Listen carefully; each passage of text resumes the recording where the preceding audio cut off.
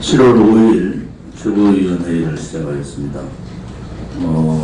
오늘은 박근혜 대통령께서 불법 인신 감금 옥중투쟁 1558일째 되는 날입니다.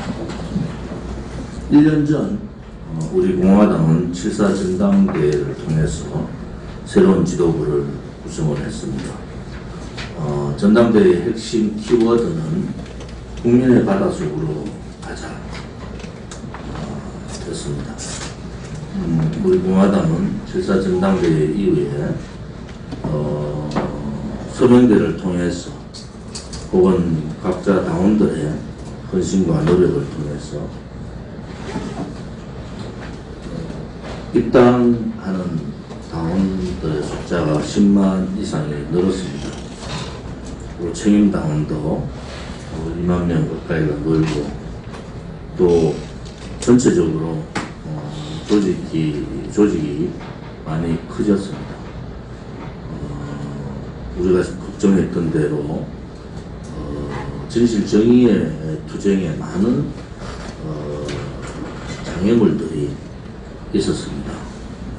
또 반성해야 될 점은 우리가 좀 더 조직 시스템화가 이루어졌는가,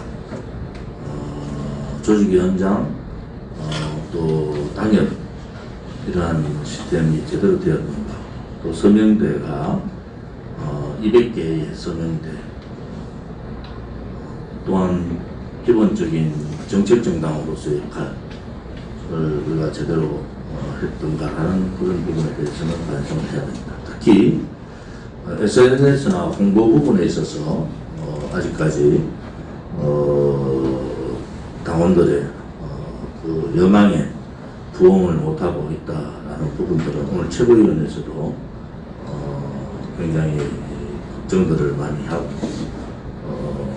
우선 저는 솔직히 정당 생활을 오래 해보고 정치를 오래 해본 사람입니다. 제가 정치 오래 하면서 부설 수 없는 정치인 중에 한 사람이에요. 제 자랑을 한번 말씀드리면 이명박 정부 때 가장 잘한 기억이 노동기억이었고, 박근혜 정부 때 가장 사회적 대타협을 이룬 기억이 공무원연금 기억이었습니다. 정치인으로서 제가 재임했던 국회의원 시절 양대 개혁을 주도적으로 했다는 데 대한 자부심도 가지고 있습니다.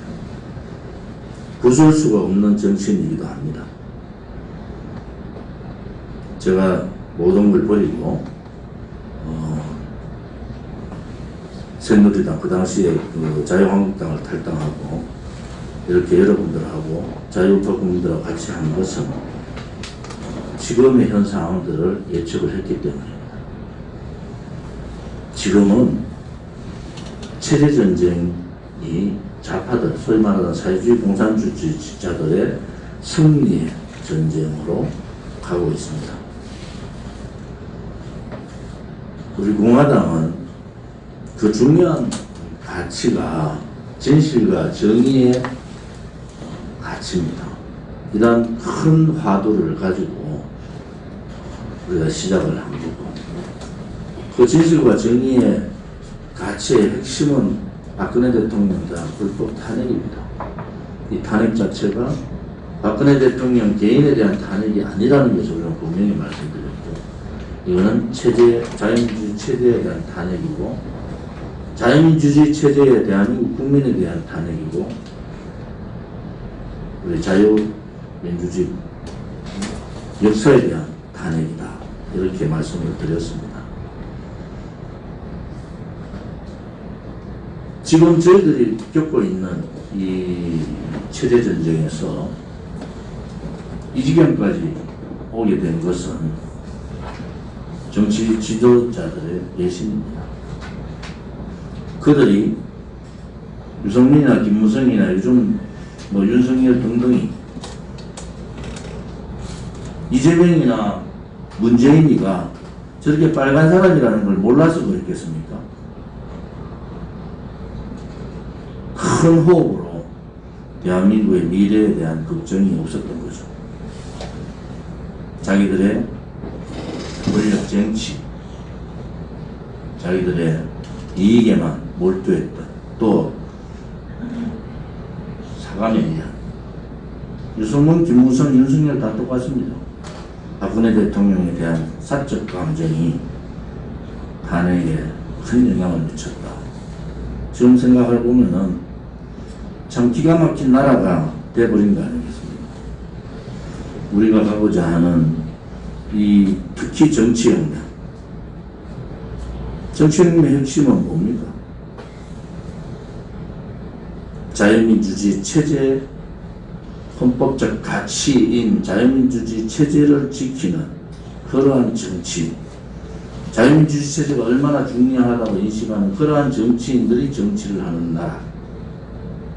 그래서 미래 세대에게 희망을 줄 수 있는, 자유와 희망을 줄 수 있는 그러한 나라를 우리는 정치혁명이다, 이렇게 명했습니다.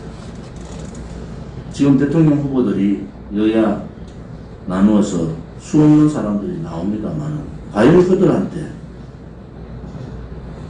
이러한 정치혁명의 자유민주주의 체제에 대한 확고한 신념을 가진 사람이 몇 명이 있는가? 또 우리가 그렇게 걱정했던 박근혜 대통령 이후에 사람의 줄 서는 그러한 정치 행태를, 정당의 행태를 깨부셔야 된다. 사람 중심의 정당이 아니고 민초가 주인되고 국민이 정당의 주인이 되고 그 정당의 주인이 정치인을 만들어내는 그러한 정당혁명. 정치인혁명은 부정부패한 사람, 청렴하지 못한 사람, 돈에 엮인 사람, 또 국방의 의무를 비롯한 국민의 의무를 하지 못한 자들은 정치판에서 떠나야 된다. 이것이 진실과 정의의 큰 화두에 실천과제의 혁명이 바로 정치인혁명, 정당혁명, 정치혁명입니다. 저는 이미 지금 이 사태를 예견을 하고 이미 벌써 6개월 전에 3대 혁명이라는 그런 과제를 던졌습니다. 오늘 7월 5일입니다. 7월 17일이 제헌절이잖아요. 이 7월 제헌절에 10월 달에 우리가 생각해야 될 것은 이미 좌파들과 이미 박근혜 대통령의 탄핵에 앞장섰던 자들은 이혼 집정부제 개헌을 위한 절차를 밟고 있다는 겁니다. 좌파들이 정권 연장을, 권력을 재창출할 수 있는 상황이 되면은 개헌의 시도가 조금 미뤄질지는 모르지만 그렇지 않으면 100% 이혼 집정부제 개헌, 그들이 자주 얘기하는 노무현 정신이 여야 연정을 합니다. 그 뿌리 깊은 내용들을 모르는 이준석 같은 자는 여야정 협의체에 동의를 하고 있지 않습니까? 100% 그들의 술책이 넘어갑니다.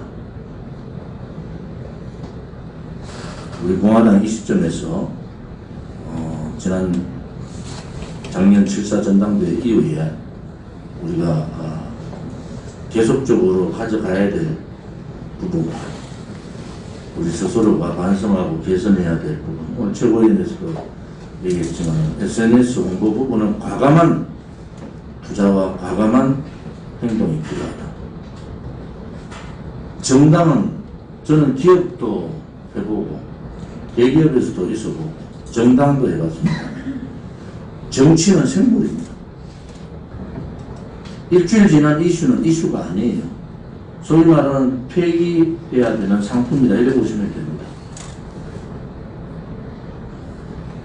이 환경의 주기가 하루 다르게 변화하는 것이 이슈고, 일주일 전의 이슈를 지금 우리 당원들이나 자유우파 국민들 일주일 전에 어떤 이슈가 있었는지 아는 분이 있습니까? 그것은 벌써 이슈가 아니에요.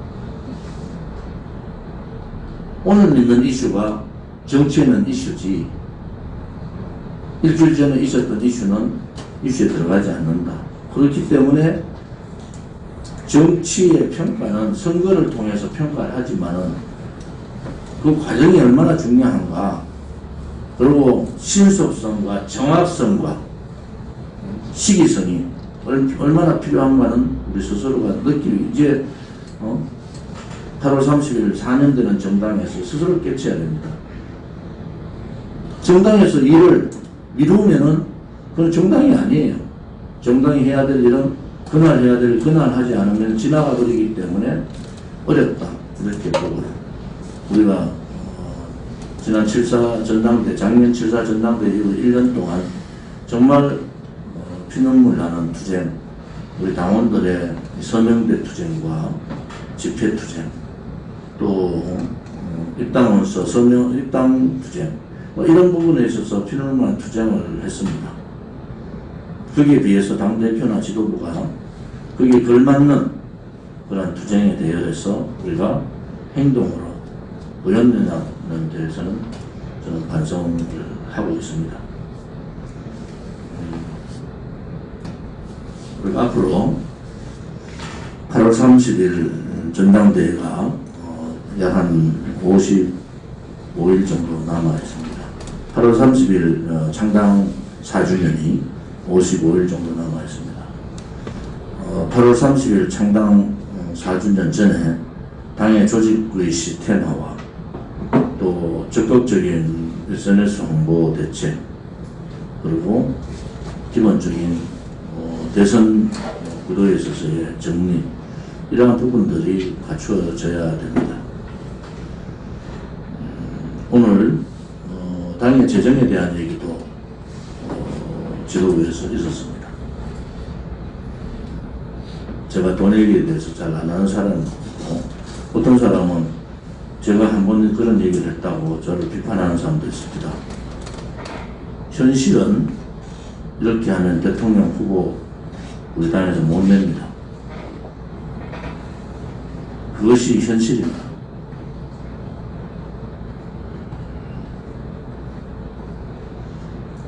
가치와 우리 공화당이 가야 될 길을 알면서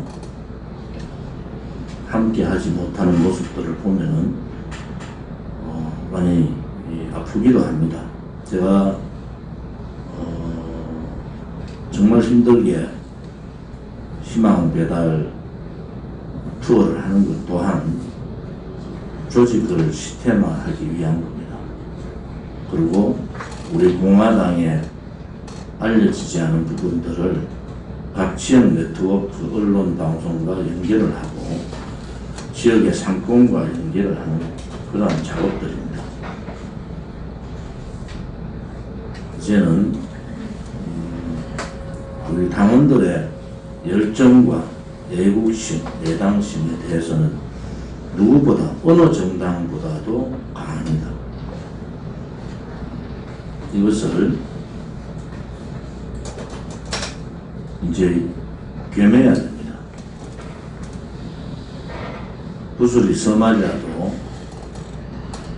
꿰지 않으면은 그 구슬은 쓸모가 없지 않습니까? 이제 상품화를 시켜야 됩니다. 그것이 우리 공화당의 승패가 달려있다. 7.4 전당대회 이후의 지도부의 핵심은 그겁니다. 당을 당다운 정당다운 정당으로 갖추는 것.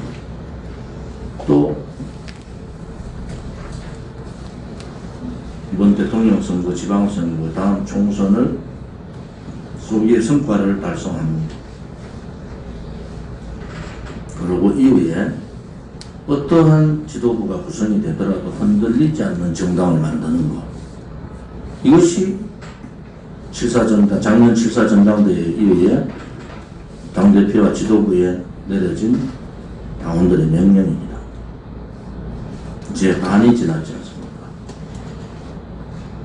반지난 시점에서 우리가 고민하고 또 개선하고 바꾸고 황골탈퇴해야 되는 시점이라고 봅니다.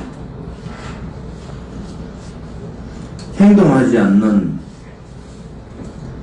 우리 공화당의 지도부는 지도부가 아닙니다.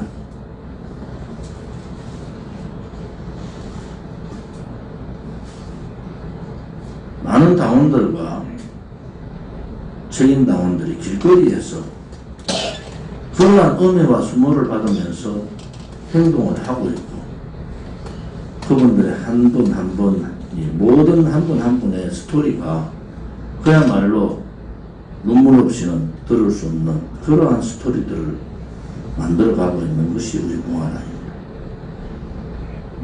우리 공화당이 자유민주주의 체제 수호정당, 행동하는 우파 정당답게 이제 나가기를 당대표는 바랍니다. 우리가 정치혁명이라고 얘기했는 핵심 이유가 이재명의 발언에서 볼 수가 있습니다. 이재명의 삐뚤어진 역사관 아주 오래전부터 지난 대선 경선에서부터 그의 역사관은 나왔지 않습니까? 국민들은 이 내용을 잘 모르고 있다.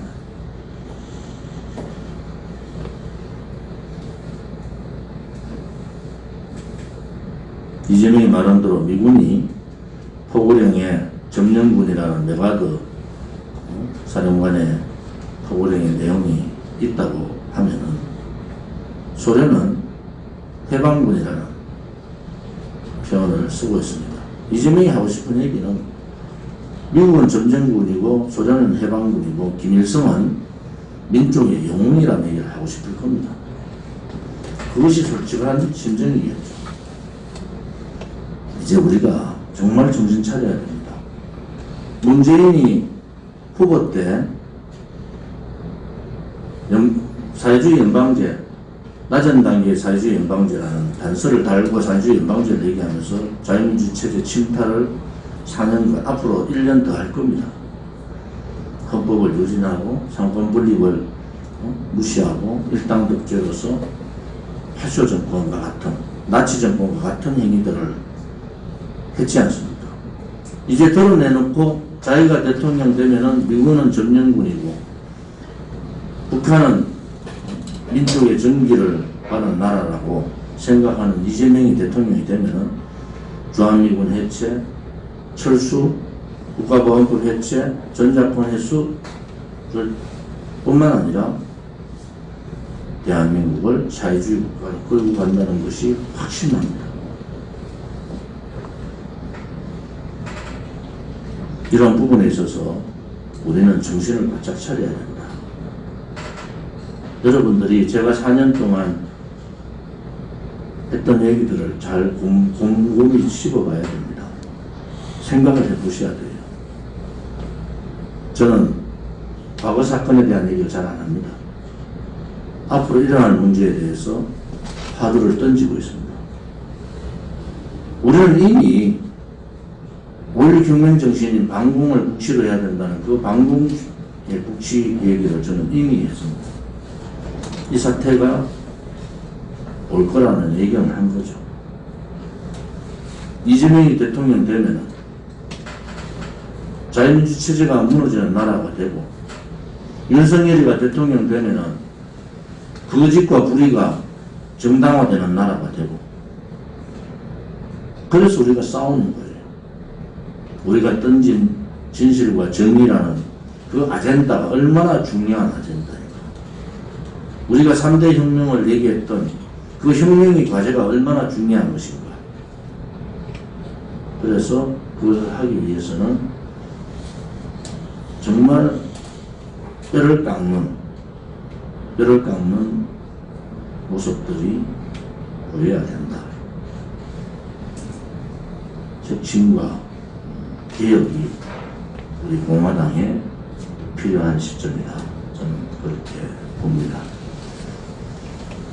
아무튼 우리 공화당이 8월 30일 창당 4년과 어제 7월 4일 전당대회 1년을 지나고 8월 30일 창당 4주년을 맞으면서 우리 공화당이 차분하게 앞으로 어떻게 해야 될 것인가 라는 부분에 대해서 고민도 하고 생각에 머물지 않고 그것을 바로 행동과 실천으로 옮기는 그러한 시점이 7월 첫째 주 최고위원회에서 우리가 제가 드리고 싶은 말씀이다. 이런 말씀을 드리겠습니다. 7월 12일 최고위원회를 시작하겠습니다. 오늘은 박근혜 대통령 불법 인신감금 옥중투쟁 1565일째 되는 날입니다. 8월 15일 석방 문제가 이런저런 언론에서도 나오고 있습니다. 우리 당은 박근혜 대통령 8.15 즉각 석방이 국민의 민심이다. 이런 슬로건으로 대구 집회를 가졌습니다. 박근혜 대통령의 불법 인신감금에 대한 많은 국민들이 분노하고 그 실체를 알아가고 있습니다. 현재 박근혜 대통령의 8.15 석방은 50%의 확률이 있다. 이것이 보편적인 입장이고, 제가 그와 관련된 여러 가지 많은 여러분들을 뵙고 정보를 많이 가지고 있습니다. 우리 공화당에서는 박근혜 대통령 8.15 석방 준비위원회를 구성을 하겠습니다. 다음 주에 준비위원 발표를 하고 한 달 가까이 박근혜 대통령 석방에 대한 대비를 하도록 하겠습니다. 대구 매일신문에서 박근혜 대통령께서 지금 추징금 35억과 벌금 180억을 받은 상태이고, 추징금 문제가 해결이 돼야 사면의 조치가 된다. 구체적인 삼성동 사저 매각 대금이나 또 수표나 현금으로 얼마를 가지고 계셨고, 추징금은 어느 정도 정리를 하고 계신 것은 기사에 나왔습니다. 지난 제가 회의 때 말씀을 드렸듯이 8.15 때 사면 나오시면은 이 벌금 부분은 해지가 되는 겁니다. 180의 벌금은 없어지는 거예요. 그래서 이 8.15 석방이 굉장히 중요하다. 만약에 나오시지 못하고 8월 30일 정상적인 법률국장 8월 30일 공매가 된 거죠. 8월 11일 공매 절차가 또 있어서 만약 8월 11일 날 공매 절차가 밝게되면은 내곡동 사저 또한 벌금으로 대체되는 상황이 옵니다. 그래서 안타까운 문제가 있어서 우리 공화당에서 지금 대책위원회 구성을 하는 것도 범국민적으로 대통령께서 유일하게 남아있는 것이 내곡동 사저 문제인데 이 사저마저 뺏어간다는 것은 있을 수 없는 일이다. 또 한 가지 더 분노하는 것은 윤석열 사태 이틀 전에 이 압류 조치를 했다는 거 아닙니까? 정말 용서가 안 되는 거예요. 그래서 1차 공매 절차 부분, 우리 당에서도 공매 착수금부터 시작해 보증금이죠. 입찰 보증금부터 시작해서 또 한 달 내에 내야 되는 공매 낙찰 이후에 한 달 내에 내야 되는 그런 구체적인 금액은 한 27억 정도가 됩니다. 그에 대해서 여러 금융계통에 문의를 해봤지만 상당히 어려운 상태다. 지금 현재로서는 그런 입장입니다. 아무튼 공매 절차가 만약에 8월 11일 날 낙찰이 되면은 박근혜 대통령의 사전은 그냥 대통령 손을 떠나게 됩니다. 그것이 예를 들어서 벌금 180억 중에 일부를 그 돈으로 대체해야 되는 그런 상황이 오기 때문에 다음 한 달 전부터 이 문제에 대해서 깊숙이 일정을 조정을 하고 또 나름대로 그 대체 방안을 좀 세우고 뭐 이렇게 있다는 것을 말씀을 드리고요. 그 부분에 대해서 좀 더 고민을 하고 답답한 것은 은행에 잘못된 낙찰된 물건을 담보로 대출을 4군데 알아봤는데 뭐 대출 못 해주겠다는 통지를 다 받아. 그것도 사실이다. 이런 말씀을 드리겠습니다. 결론은 뭐냐? 박근혜 대통령께서 아무튼 8월 15일 이 국민들과 함께 할 수 있는 그러한 적극적인 석방이 국민의 민심이다라는 것을 우리는 분명히 말씀을 드립니다. 이승만 건국 대통령 서거 56주기가 원래 7월 19일 다음 주 월요일인데 수도권 거리두기 4단계로 인해서 어제 이화장에서 건국 대통령 실질적인 그 혁명가시죠. 공권체제에 저항했던 혁명가시고 공산주의 전제체제에 저항했던 혁명가시고 사회주의가 아니라 민주주의 사회로 자유민주주의 나라로 만들어야 됐다는 건국을 이루신 혁명가십니다. 어제 여러 많은 분들이 오셔서 추도식을 거행을 했고 그 추도식에 저도 이성호 최고와 같이 참석을 했습니다. 안타까운 것은 추도식에 얼굴을 보여야 하는 그러한 국민의힘의 지도부는 한 명도 없었다는 겁니다. 그냥 조화 하나 들렁 보내고는 면피한 그런 모습을 보고요. 또 지금 대통령 후보로 거론되는 보수의 대통령 후보로 거론되는 사람 누구도 참석하지 않았다는 겁니다. 이 건국 대통령의 역사를 지키고 또 올 경명과 구국의 박정희 대통령의 이 역사를 지키기 위해서 박근혜 대통령 정부 때 역사 바로 세우기 라는 교과서 국정교과서 채택 문제를 왜 그분이 그렇게 하려고 했던가. 좌파 정권 들어오고 나서 우리는 절실하게 느끼고 있는 겁니다. 실질적으로 그분이 가고자 했던 일이 옳았던 길이고 소위 자유민주주의 체제, 반자유민주주의 체제 세력들이 들어오면서 체제 침탈, 경제, 자유경제 침탈을 뛰어넘어서 역사를 뒤바꾸려는 그러한 자들의 행위가 공공연히 일어나고 있지 않습니까?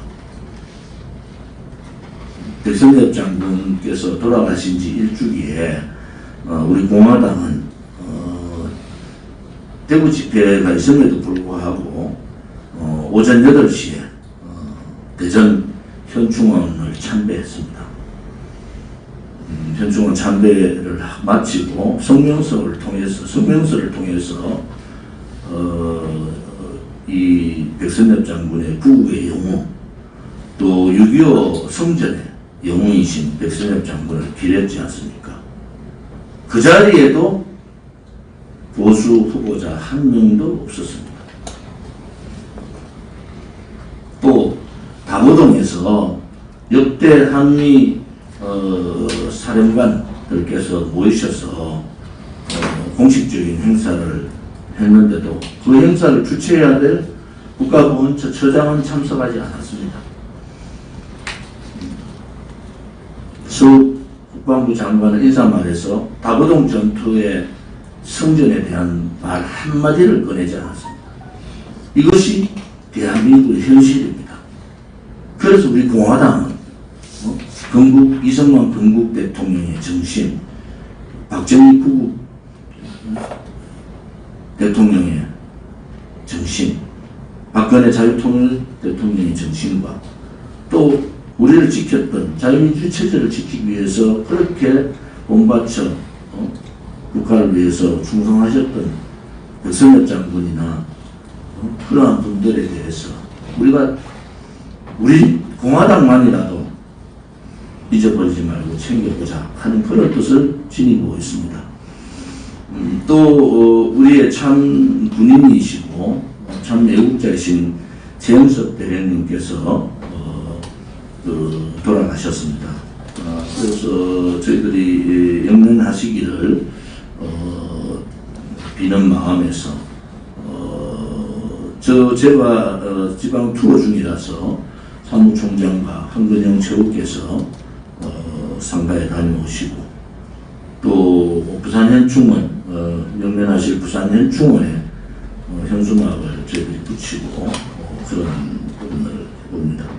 정석 대리님께서 참 군인이시고 참 애국자이듯이 그분들의 유가족 또 가족 자제분들도 참 애국자이기를 저는 기대해 봅니다.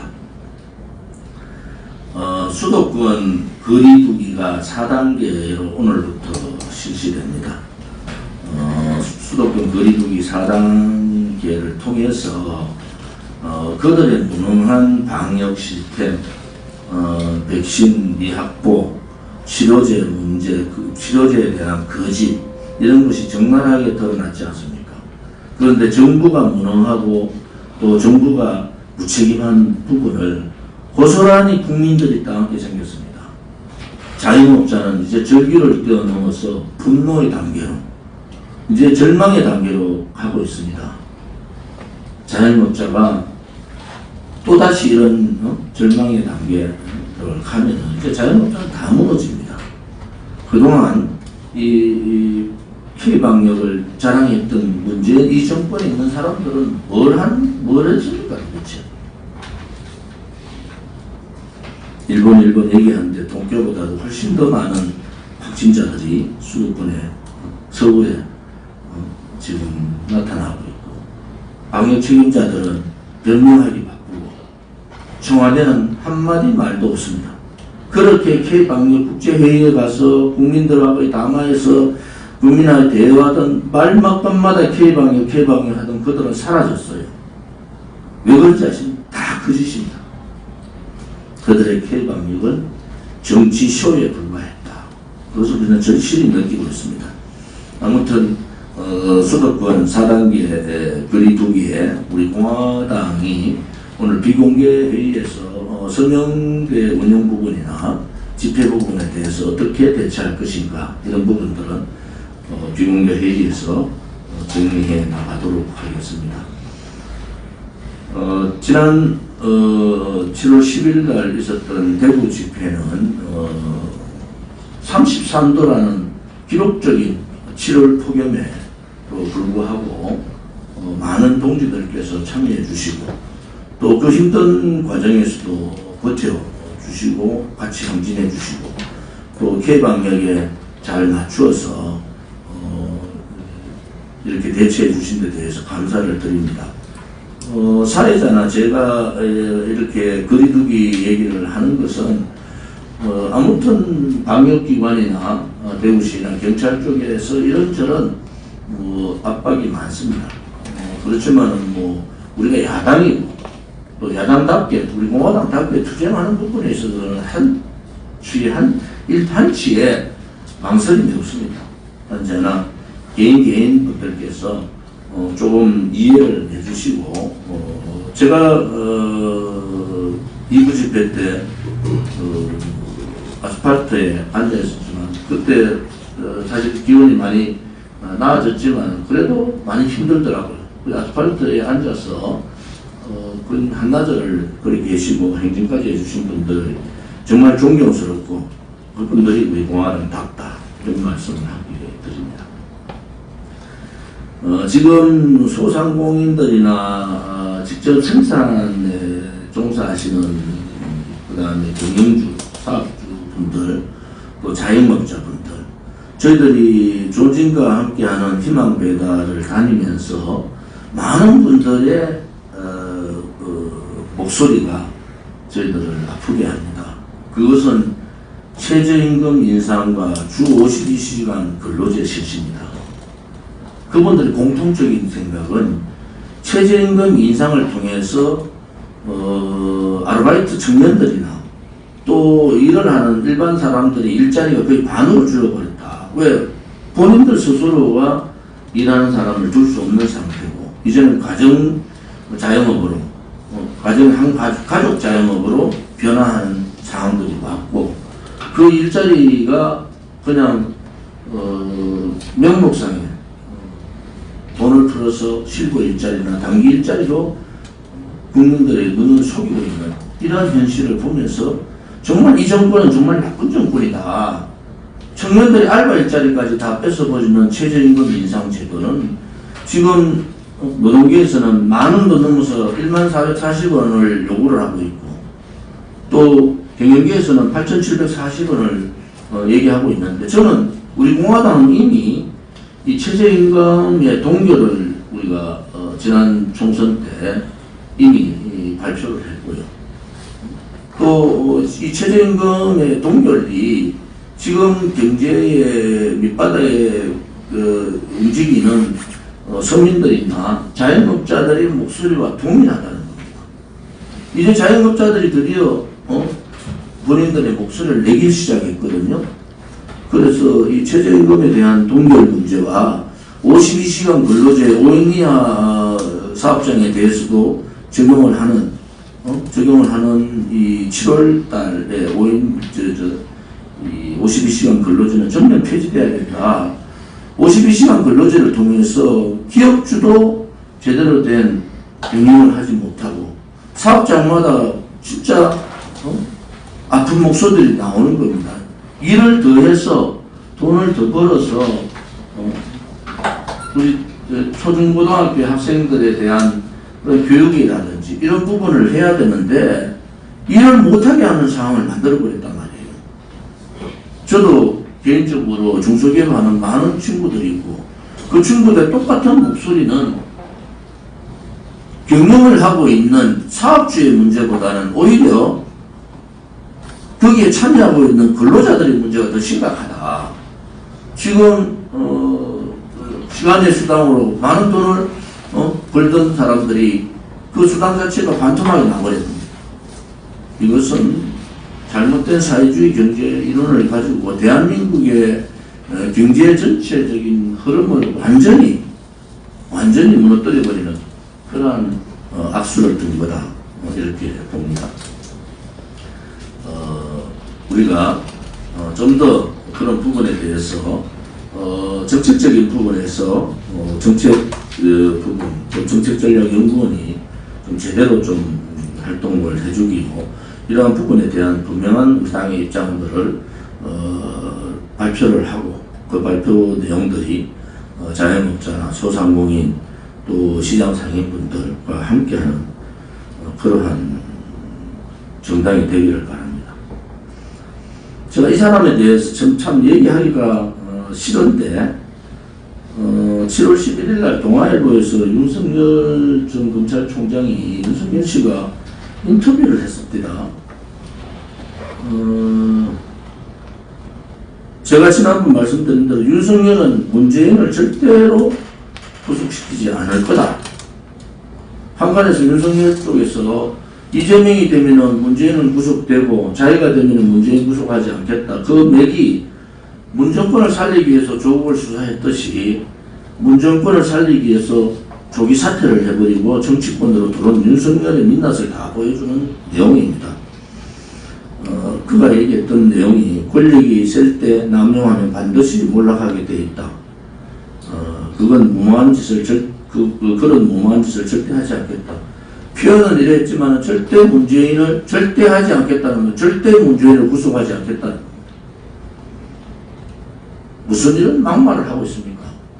죄 없는 박근혜 대통령에 대해서 일주일에 4번 10시간씩 강행하고 법리체계도 나오지 않는 묵시적 청탁, 경제공동체 이런 부분을 들고 나와서 22년형을 때리고 4년 4개월째 아직도 옥중 인신감금을 당하고 있는 박근혜 대통령을 보고 또 분단되어 있는 대한민국에서 이 분단된 전 자유우방의 그 정보기관이나 이 지도부가 우려하는 것이 분단국가에서 어떻게 정부기관의 수장 3사람을 다 구속시키는 나라가 어디 있느냐 이런 얘기를 하는데 그것을 주도한 사람이 윤석열입니다. 100여 명이 자유파 사람들이 감옥을 보내고 정부 수장 3사람을 구속시키고 죄 없는 박근혜 대통령을 22년을 때리고 본인들은 33년을 때린 거 아닙니까? 검찰에서 그것도 강압수사를 통해서 최순실에 대해서 억압수사를 통해서 거짓 증언을 하라고 강요했던 그 윤석열 검찰 아닙니까? 거짓 태블릿 PC를 지금 수사받고 있는 특검팀의 사람이 특검부가 들고 나와서 거짓 태블릿 PC를 들고 진짜의 양 그런 쇼를 하던 그게 윤석열이 속해 있던 박영수 특검 아닙니까?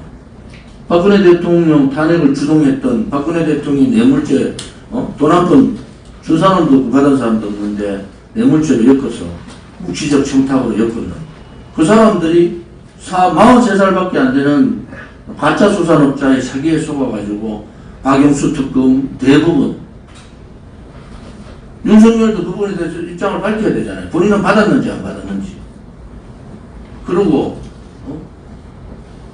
입에 거론하기도 싫은 김무성 한 사람 때문에 기자들이 몇 사람이 젊은 기자들이 지금 다 감옥 가게 생겼습니까? 김무성하고 탄핵을 주동해가지고 20명 40명 얘기를 떠들던 박지원 박근혜 대통령 1심 가기 전에 절대 구속하면 안 된다 했는데 그 매몰차기였던 홍준표 박근혜 대통령 이름 팔면서 대구에서 국견 하다가 했던 주호영 아니 이루 말할 수 없는 이런 폐악들이 드러나고 있는데도 국회는 조용합니다. 적극적인 특검을 하고 적극적인 국정조사를 실시해야 되지 않습니까? 이 뿌리가 도대체 어디까지인지를 캐야 되지 않습니까? 이자를 사면했던 그 사기죄를 사면하는 누가 이 사기죄를 사면하라고 건의를 했는지 그 건의한 사람이 공범 아닙니까? 공범. 그런데도 정치권은 조용합니다. 언론 방송도 조용해요. 저는 대한민국이 이런 나라가 됐으면 되겠습니까?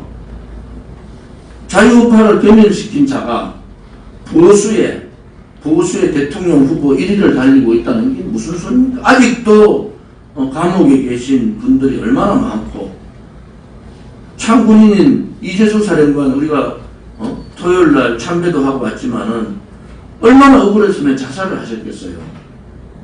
저하고 자살하기 3일 전에 통화를 하면서 우리 공화당이 참 옳은 일을 하는데 본인 여러 가지 입장 때문에 참여를 못한다는 입장을 밝히고 지금도 그분의 동생이 가끔 연락을 주시면서 현충원 참배를 통해서 기억해 주셔서 감사합니다라는 이런 입장을 밝히고 얼마나 많은 사람이 고통에 죽어갔습니까? 그런데 그 장본인이 문재인 정권의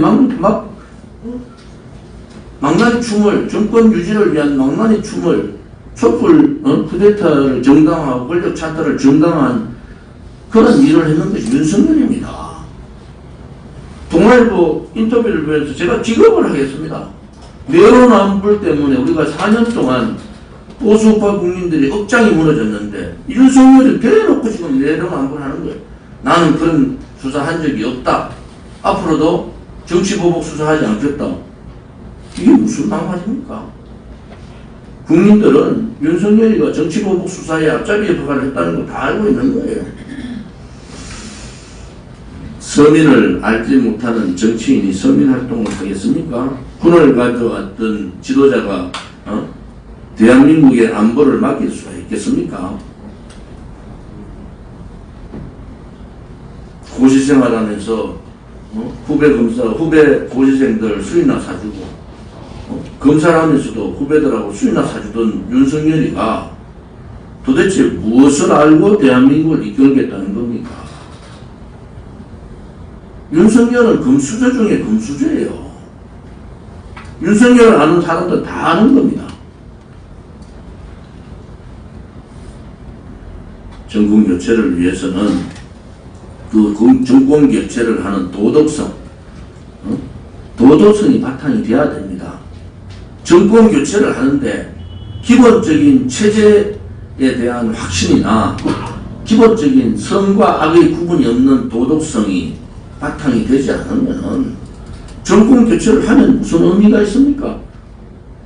지금 자유민주주의 체제의 반동 세력인 문재인 정권하고 무슨 차이가 있겠습니까? 그런 도덕성이 결핍되어 있는 그런 사람들이 정권을 잡으면은 또 여야 연정이라는 개헌이라는 걸 들고 나와서 나라를 구렁텅이로 만드는 그런 입장에서 이해할 수 없는 그런 부분들이 많습니다. 우리는 윤석열 지지를 할 수가 없는 겁니다. 박근혜 대통령 내곡동 사죄도 자기 사퇴 이틀 전에 내곡동 사죄 가압류를 했다는 게 있을 수 있는 일입니까? 어떻게 그런 자가 박근혜 대통령에 대해서 위로와 유감을 표한다는 말을 할 수가 있습니까? 이유 여하를 막론하고 위로와 유감을 표한다. 저는 이 말을 들으면서 치가 떨립니다. 용서할 수가 없는 겁니다.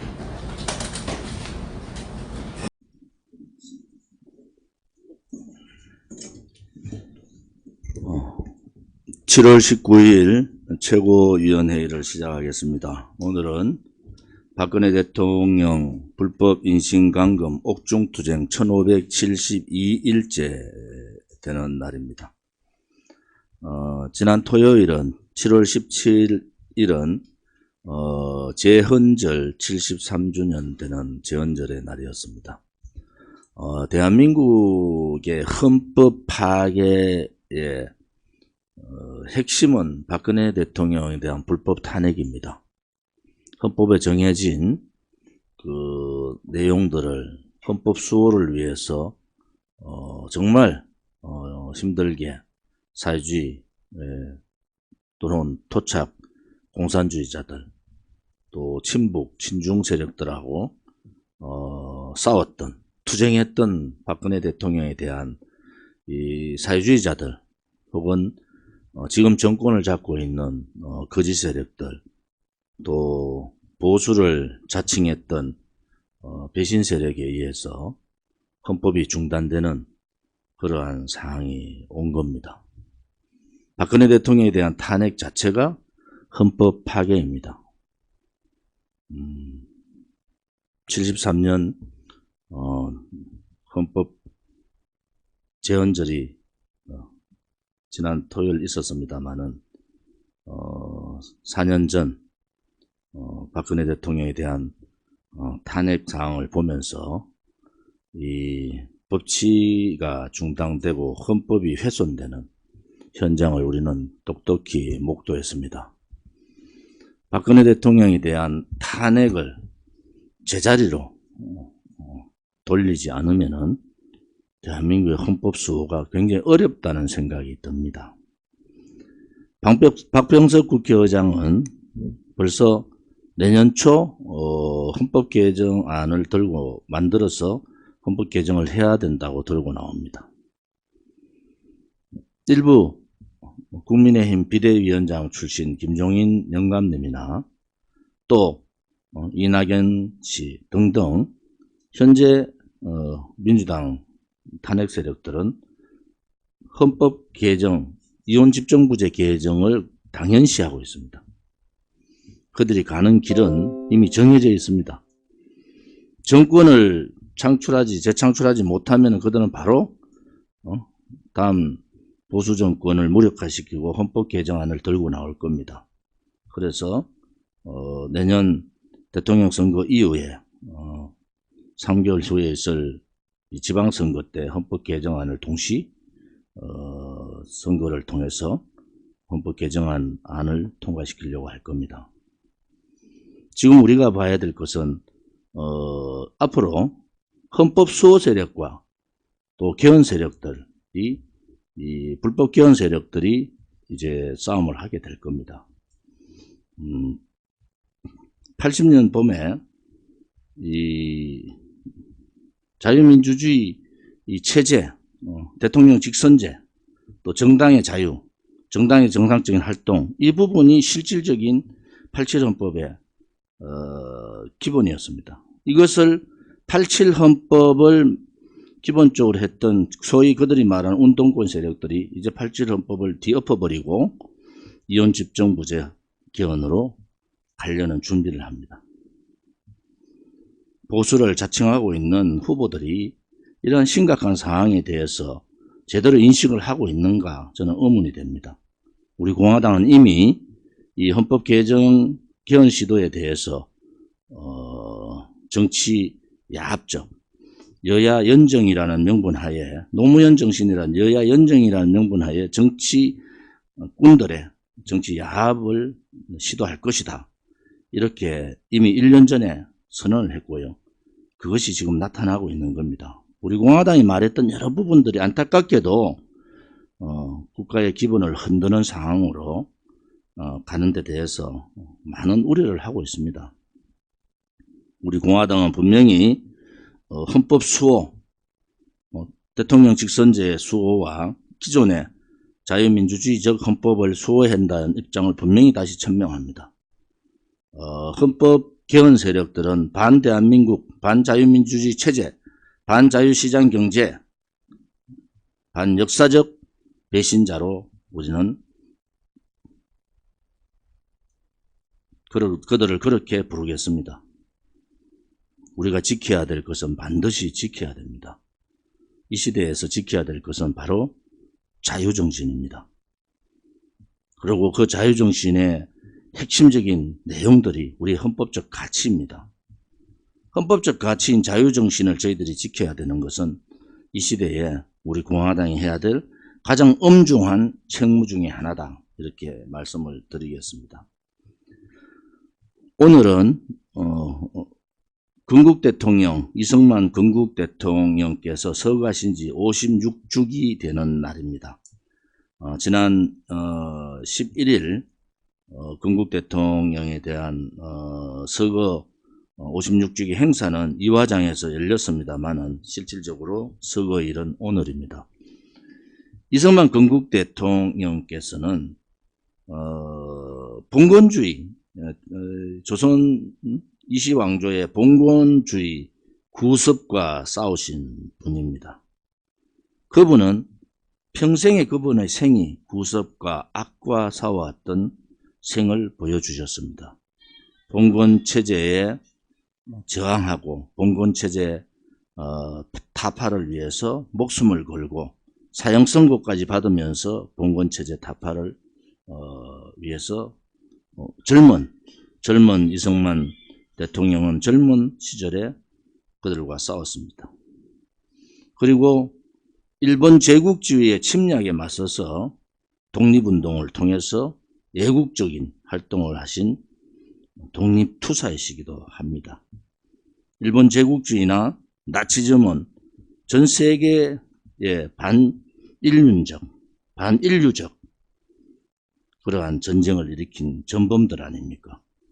이승만 대통령은 일본과 가장 가까운, 일본 제국주의와 가장 가까운 대한민국에서 그들과 저항을 하고 싸우셨던 분이에요. 독립 투사로서, 임시정부 초대 대통령으로서, 또 미국에 계시면서 많은 독립운동을 하셨던 분이셨습니다. 선각자시며 독립애국지사였습니다. 일본 제국주의가 물러나고 이승만 대통령께서는 공산주의 악의 무리들과 싸우셨습니다. 그분은 자유정신을 바탕으로 하는 자유민주주의 체제를 신봉하셨던 자유정신의 신봉자였습니다. 제가 오늘 말씀드린 대로 그분은 구섭과 구악과 또 거대 반인륜적 세력들하고 목숨 걸고 투쟁을 했던 그러한 선각자셨습니다. 그러나 우리는 건국 대통령의 건국정신을 이어받을 이어받지 않으려는 세력들에 의해서 지배당하고 있습니다. 이승만 대통령의 자유정신을 거부하는 것 또한 거대 악입니다. 우리는 그 거대 악과 싸워야 됩니다. 이승만 정신 중심은 뭡니까? 자유정신입니다. 자유정신을 말살하고 헌법적 가치를 훼손하고 자유시장 경제를 무너뜨리고 자유민주주의 체제를 훼손하고 대한민국의 위대한 역사를 뒤흔들어 버리는 문재인 정권과 싸우는 것이 2021년 우리 대한민국에 사는 국민들의 책무다, 이렇게 봅니다.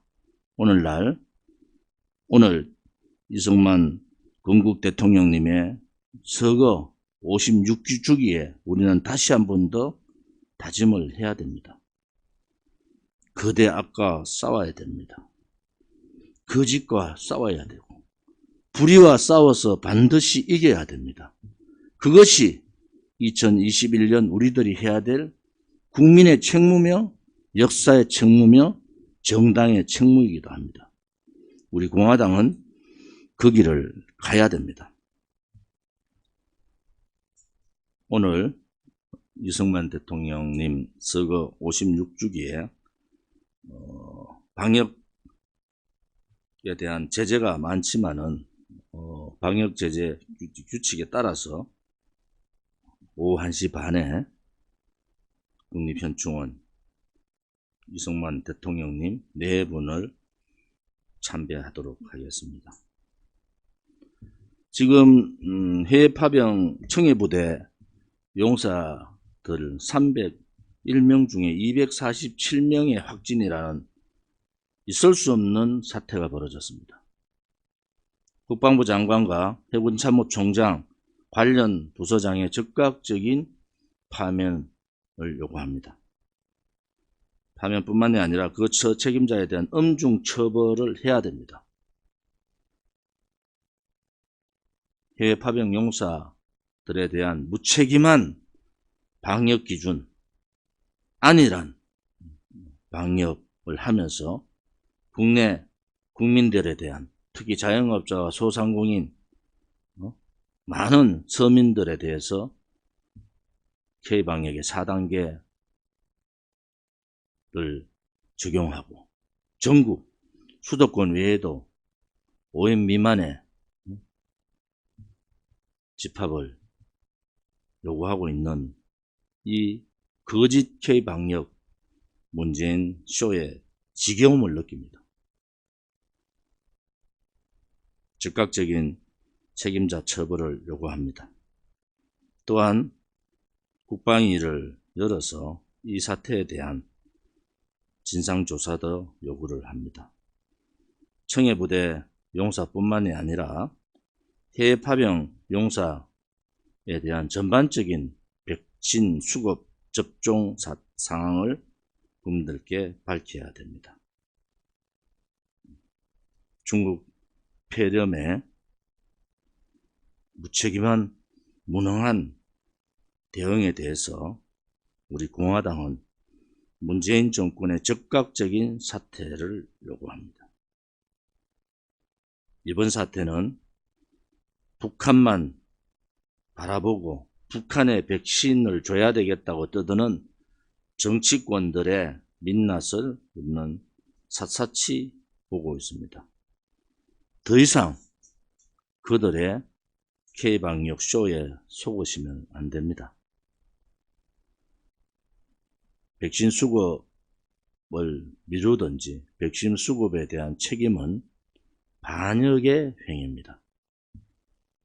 백신 수급이 6개월 늦어짐에 따라서 수많은 자영업자 소상공인들이 도산하고 가정이 파괴되고 자살로 내몰고 있습니다. 지금은 벼랑 끝에 몰려 있는 것이 아니라 벼랑에서 떨어지고 있는 상황이다, 이런 표현을 제가 썼습니다. 이제는 국민 스스로가 아셔야 됩니다. 그들의 거짓의 민낯과 방역에 대한 무원칙적인 대응, 무능에 대해서 우리는 반드시 법정에 이 문제를 가져가야 됩니다. 앞으로 그들의 권력 남용에 대한 얘기들이 많이 나올 겁니다. 과연 다음에 정권 교체를 할 수 있을까? 저는 지금의 상황은 대단히 어렵다는 생각을 갖고 있습니다. 서민들이 무너지고 자영업자가 폐업을 하고 소상공인들이 야반도주하고 있는 이 상황에서 보수를 지칭하는 자들이 5.18 묘소에 가서 거짓 울먹임을 하고 안일하게 부산에 가서 청소나 하고 있는 이러한 모습들을 보면서 대한민국이 큰일 났구나. 지금 다음 정권교체는 혁명적 사고를 가지고 정권교체를 하지 않으면 안 됩니다. 권력기관 다 장악당하고 국회가 3분의 2가 장악당하고 국민들이 민노총에 장악된 언론 방송에 또 제2의 탄핵과 같이 속고 있는 이 상황에서 그들의 안일한 국민의힘의 대처를 보면서 정권교체가 어렵게 되겠구나라는 생각을 합니다. 이제 23일부터 도쿄올림픽 개막을 합니다. 올림픽 정신으로 우리 선수단 또 선수 임원단들의 선전을 자랑스럽게 지켜보겠습니다. 가장 어려운 상황에서 출전한 만큼 건강과 승리가 함께하는 그러한 도쿄올림픽이 되기를 바랍니다. 당에 여러 가지 불미스러운 일들이 있습니다. 우리 공화당은 개혁정당이고 혁명을 해야 된다는 정당입니다. 첫 번째 혁명의 정치인 혁명의 기본은 국방과 국민이 지켜야 될 의무를 다하는 그러한 정치인들이 정치를 해야 된다는 겁니다. 두 번째는 부정부패와 연루돼서는 안 된다는 겁니다. 이러한 면에 있어서 우리 공화당의 지도부에 대한 도덕적 잣대는 굉장히 높다고 봅니다. 이번 불미스러운 일에 대해서 당대표로서 무한한 책임을 느낍니다. 향후에도 내부 개혁이 이루어지지 않은 정치 개혁은 한낱 국민을 속이는 지금까지와 같은 그러한 정당의 길을 걸어갈 수는 없습니다. 그래 하면은 개혁 정당도 되지 않고 혁명적인 정당도 되지 못하는 겁니다. 아프지만은 내부 개혁을 더 강도 높게 할 수밖에 없다는 것도 말씀을 드립니다. 오늘 최고위원회의에서 8월 15일 우리들이 투쟁과 지금 7월 달부터 전국 5인 미만 집회 금지, 5인 미만 집회 허가에 따른 대책들을 세우겠습니다. 특히 전국에서 서울을 중심으로 많은 분들이 1인 서명대 활동들을 해주시고 1인 서명대의 효과가 굉장히 빠르게 나타나고 있습니다. 서명대 해주시는 분들한테 혹서기에 건강에 유의하시고 또 서명대가 답이라는, 서명대가 애국이고 애당심이라는 저의 마음에 조금이라도 위안이 되시기를 바랍니다.